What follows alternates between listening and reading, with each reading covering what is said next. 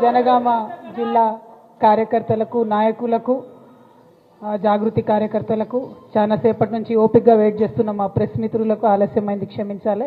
మీ అందరికీ కూడా పేరున హృదయపూర్వకంగా నమస్కారాలు తెలియజేస్తా ఉన్నాను.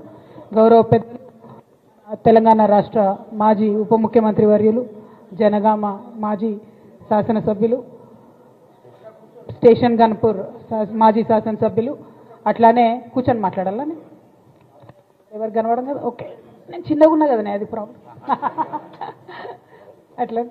అట్లనే మన స్టేషన్ గన్పూర్ మాజీ శాసనసభ్యులు గౌరవనీయులు రాజయ్య గారికి, అట్లనే వేదిక మీద ఉన్నటువంటి మరో పెద్దన్న మల్లేశం అన్న ఎంపీగా పోటీ చేసి పార్టీకి అండదండగా నిలబడి రోజు కూడా ఎక్కడ పోయినా అన్న కనపడతా ఉంటే అదే అన్న ఏమన్నా ఇంకా యాక్టివ్గా ఉన్నారని అంటే ఎవ్రీడే ఒక నవ యువ నాయకుల్లాగా యాక్టివ్గా తిరుగుతున్నటువంటి మా మల్లేశం అన్న గారికి, అట్లనే తమ్ముడు సంపత్ గారికి, మనోజ్ గారికి, నరసింహరావు గారికి, విజయమ్మకి, సారీ అందరి పేర్లు నాకు ఎక్కువ తెలియదు కానీ ప్రభాకర్ గారికి, రమణారెడ్డి అన్న గారికి, అట్లనే వేదిక మీద ఉన్న ప్రతి ఒక్కరికి కూడా హృదయపూర్వకంగా నమస్కారాలు. మహిళా రిప్రజెంటేటివ్స్ ఎక్కువ మంది ఉన్నారు, వారందరికీ నమస్కారాలు. అట్లనే జాగృతి తమ్ముడు విజయభాస్కర్ గారు, అట్లనే జిల్లాకు సంబంధించినటువంటి నాయకులందరికీ కూడా నమస్కారాలు తెలియజేస్తా ఉన్నాను. ఈరోజు మీ అందరికీ తెలిసిన విషయమే, జనగామ జిల్లా అంటే ఆంధ్రప్రదేశ్లో ఉన్నప్పుడు అసలు తెలంగాణలో ఎట్లా మోసం చేసిండ్రో చూడాలంటే మనం జనగామలో అన్న చెప్పినట్టు దేవాదుల ప్రాజెక్ట్ ఒకటి చూస్తే సరిపోతుంది అన్నట్టు.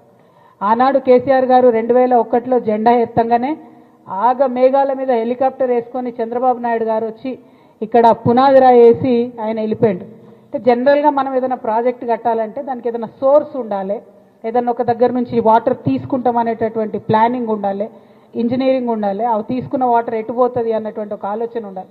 కానీ అది ఏది లేకుండా ఆగ మేఘాల మీద ఇక్కడ ఉద్యమం ప్రారంభమైంది, గోదావరి నీళ్ళ గురించి మాట్లాడుతున్నారని చెప్పి వచ్చి ఒక ఫౌండేషన్ స్టోన్ వేసిపోతే అది మళ్ళా ఎన్నో ఏండ్లకు కానీ కేసీఆర్ గారు తెలంగాణ రాష్ట్రం ఏర్పడ్డ తర్వాత దానికి వాటర్ సోర్స్ ఐడెంటిఫై చేసి, ఇందాక పెద్దన్న చెప్పినట్టు సమ్మక్క సారక్క బ్యారేజ్ నిర్మాణం దాదాపుగా 90% పూర్తయింది చేసి ఇప్పుడు నీళ్ళు ఇచ్చేటటువంటి పరిస్థితికి వచ్చింది. అంటే ఆనాడు ఎంత మోసం చేసింది, ఉద్యమం అని పేరెత్తంగానే గులాబీ జెండా ఎగరంగానే దెబ్బకొచ్చి ప్రాజెక్టు ఆనాడు శంకుస్థాపన చేసిండ్రు. కానీ తర్వాత ఎవ్వరు కూడా మళ్ళీ దాన్ని పట్టించుకోలేదు. అన్న చెప్పినట్టుగా ఉద్యమ సందర్భంలో మనం పోయి దేవాదుల ప్రాజెక్టు కాడ పిండాలు పెట్టి వచ్చినటువంటి పరిస్థితి ఉండే. కానీ ఇవాళ తెలంగాణ రాష్ట్రం వచ్చినాక మన ఊర్లకు నీళ్లు వారినాయి, నిధులు కూడా వారినాయి అదేవిధంగా. కానీ ఈ గత సంవత్సర కాలంగా చూస్తే 95% మనం సమ్మక్క సారలక్క బ్యారేజ్ పనులు పూర్తి చేసుకున్నాం. ఆ మిగతా 5% అంటే ఏనుగెళ్ళింది తోక చిక్కింది అన్నట్టు ఉంది పరిస్థితి. అంది ఆ మిగతా 5% పనులు చేయలేని చేతగాని దద్దమ్మ ప్రభుత్వం కాంగ్రెస్ ప్రభుత్వం అని నేను జనగామ జిల్లా ప్రజలందరూ కూడా గుర్తు చేస్తా ఉన్నా. ఎందుకోసం ఈ మాట చెప్తా ఉన్నామంటే కేసీఆర్ గారు అన్ని చేసి పెట్టిపోయారు, అనుమతులు ఇచ్చిండ్రు, బ్యారేజ్ కన్స్ట్రక్షన్ ఆల్మోస్ట్ అయిపోయింది, ఎవ్రీథింగ్ ఈజ్ డన్.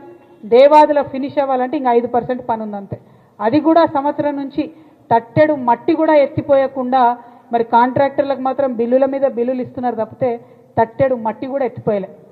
మరి ఇదే కడియం శ్రీహరి గారిని అడుగుతా ఉన్నా నేను, మీరు ఇదివరకు ఇరిగేషన్ మినిస్టర్గా చేసి ఉన్నారు, మీకు తెలియదా దేవాదులలో జరిగిన మోసం? ఆనాడు మీరు చంద్రబాబు నాయుడు గారు పక్కన లేరా? మరి తర్వాత కేసీఆర్ గారు పక్కన ఉన్నారు. ఎంత న్యాయంగా మనం డిజైన్ చేసుకున్నాము. ఆ ప్రాజెక్టు వల్ల ఇవాళ అన్న చెప్పినట్టు 1,50,000 ఎకరాలకు నీళ్లు వారే పరిస్థితి ఉంది. మీకు తెలియదా? మరి మీరు సీనియర్ నాయకులు కాదా? అడగండి మీ ముఖ్యమంత్రిని. ఎవరి కోసం అడుగుతారు? స్టేషన్ గన్పూర్ ప్రజల కోసం, జనగామ జిల్లా ప్రజల కోసం అడగండి, కంప్లీట్ చేపియండి సమ్మక్క సారలమ్మ బ్యారేజ్ని.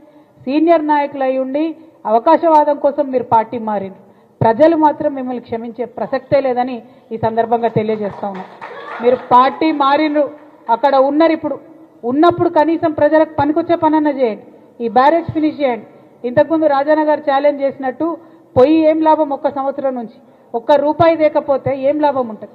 రేపు పొద్దున కోర్టులు మీరు చూస్తూ ఉన్నారు, దేశవ్యాప్తంగా కోర్టులలో చాలా మంచి తీర్పులు వస్తూ ఉన్నాయి. అన్ని రాష్ట్రాలలో కూడా విపరీతమైనటువంటి పార్టీ ఫిరాయింపులు జరుగుతున్నటువంటి నేపథ్యంలో అద్భుతమైన తీర్పులు వస్తూ ఉన్నాయి. మనం కూడా బీఆర్ఎస్ పార్టీ నుంచి సుప్రీంకోర్టులో కేసు వేసి ఉన్నాం. న్యాయ వ్యవస్థపై మాకు సంపూర్ణ విశ్వాసం ఉంది. తప్పకుండా బీఆర్ఎస్కి అనుకూలంగా తీర్పు వస్తుంది. ఎందుకంటే ప్రజాపక్షాన ఉన్నటువంటి పార్టీ బీఆర్ఎస్ పార్టీ నుండి కడియం శ్రీహరి గారిని ఎన్నుకున్నారు కాబట్టి ఖచ్చితంగా పార్టీ ఫిరాయించినటువంటి వారికి వ్యతిరేకంగా తీర్పు వస్తుంది, తద్వారా ఇక్కడ ఉప ఎన్నిక వస్తుంది అనేటటువంటి సంపూర్ణ విశ్వాసం నాకున్నది.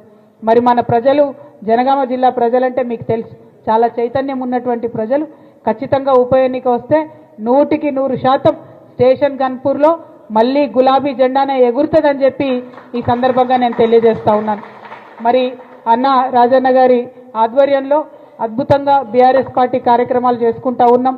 ప్రభుత్వ వైఫల్యాలను ఎండగడతా ఉన్నాం.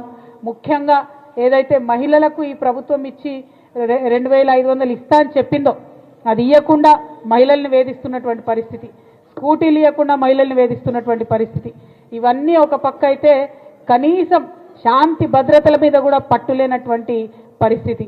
ఇక కళ్యాణ లక్ష్మిలు, కేసీఆర్ కిట్లు అంటే మాయమైపోయినాయి. ఎందుకు మాయమైనాయి? ఎందుకంటే ఈ ప్రభుత్వానికి మానవత్వం అన్నది లేదు. ఒక పేద ఇంటి ఆడబిడ్డ పెళ్లి జరగాలంటే ఎంత ఇబ్బంది అవుతుంది, ఒక పైసా కూడబెట్టుకొని ఆ పెళ్లి ఎట్లా చేస్తారు? ఆ కష్టం తెలిసిన మనిషి కాబట్టి కేసీఆర్ గారు కళ్యాణ లక్ష్మి పథకం పెట్టిండ్రు. కళ్యాణ లక్ష్మి పథకం పెట్టి పెద్ద కులాల్లో ఉన్నటువంటి పేదవాళ్ళకు కూడా, చాలా మంది వైశ్య సోదరులకు చెప్తారు, ఎన్నడూ కూడా ఏ ప్రభుత్వం మాకు ₹1 ఇవ్వలేదు, కేవలం కేసీఆర్ గారి ప్రభుత్వం మా ఇంటి ఆడబిడ్డలకు కళ్యాణ లక్ష్మి ఇచ్చిరని చెప్తారు. పేదవాళ్ళకు అందరికీ కూడా కుల మత తారతమ్యం లేకుండా కళ్యాణ లక్ష్మి ఇచ్చి పెద్దన్నలాగా ఆదుకున్నది కేసీఆర్ గారు. మరి అదే మహిళలను మోసపూరితంగా కేసీఆర్ ₹1,00,000 ఇస్తున్నాడు, మేము ₹1,00,000తో తులం బంగారం ఇస్తామని చెప్పి నమ్మబలికి ఓడ దాటంగానే బోడమల్లన్న అన్నట్టు ఇవాళ ఆడబిడ్డల్ని మోసం చేసినటువంటి మహమ్మారి ప్రభుత్వం కాంగ్రెస్ ప్రభుత్వం. ఖచ్చితంగా ఆడబిడ్డలు మీకు బుద్ధి చెప్పే రోజు వస్తుందని కూడా ఈ సందర్భంగా తెలియజేస్తున్నా. మరి ఎంత మానవత్వం లేని సమాజం అంటే నిజంగా కాంగ్రెస్ పార్టీ అంటే. కేసీఆర్ కిట్టు పెట్టింది, ఉట్టిగా పెట్టలే కదా కేసీఆర్ కిట్టు, కూలీ చేసుకునే ఆడబిడ్డకు నెలకు ₹1000 ఇవ్వాలనేటటువంటి ఒక మంచి ఆలోచనతో పెట్టింది. దాన్ని కూడా ఇవాళ మొత్తానికి ఆ స్కీమ్ని ఎత్తేయడం నిజంగా చాలా దారుణం. ఇంకొక పక్క అంబేద్కర్ ఓవర్సీస్ స్కాలర్షిప్ అని పెట్టినాం మనం. చాలా మంది పేద బిడ్డలు, ఎస్సీలైనా ఎస్టీలైనా బీసీలైనా ఆ స్కాలర్షిప్తో దేశ విదేశాలకు పోయినారు. ఇవాళ పరిస్థితి ఏంటంటే విదేశాలలో పోయిన వాళ్ళు అక్కడే చిక్కుకోపోయి ఉన్నారు, ఫీజులు కట్టలేని పరిస్థితి ఉంది.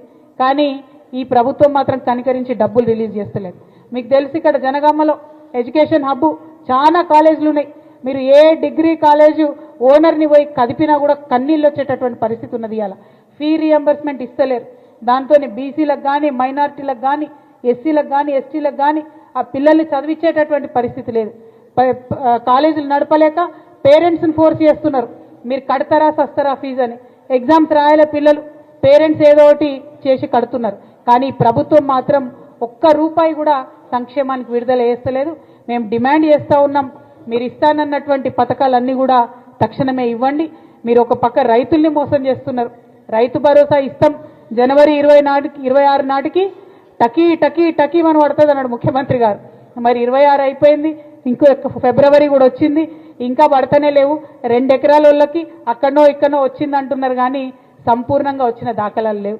రుణమాఫీది కూడా అదే పరిస్థితి, చెప్పింది ఒకటి జరుగుతున్నది ఒకటి. అందరికీ రుణమాఫీ అయిపోయిందని చెప్పి గొప్పలు చెప్పుకుంటుంటారు. ఎవరిని కదిలించినా కూడా మాకు కాలేదంటే మాకు కాలేదని. నిజంగా ఈ ప్రెస్ మిత్రులను కూడా ఇప్పుడు అడిగితే సగం మంది రుణమాఫీ కాలేదని చెప్తారని నాకు సంపూర్ణమైనటువంటి విశ్వాసం ఉన్నది. ఇట్లా ఏడిస్తారన్న బోనస్ వాళ్ళు. బోనస్ సంగతి పక్కన పెడితే సంక్రాంతికి సన్నబియ్యం ఇస్తామన్నారు, ఇచ్చిండ్రానే. రేషన్ కార్డులు కూడా ఇస్తలేరు, సన్నబియ్యం కూడా ఇస్తలేరు. ఇక సన్నబియ్యానికి బోనస్ అని చెప్పి ఇంకో మాట. ఎంత దారుణం అంటే మీరు ఆలోచన చేయాలి.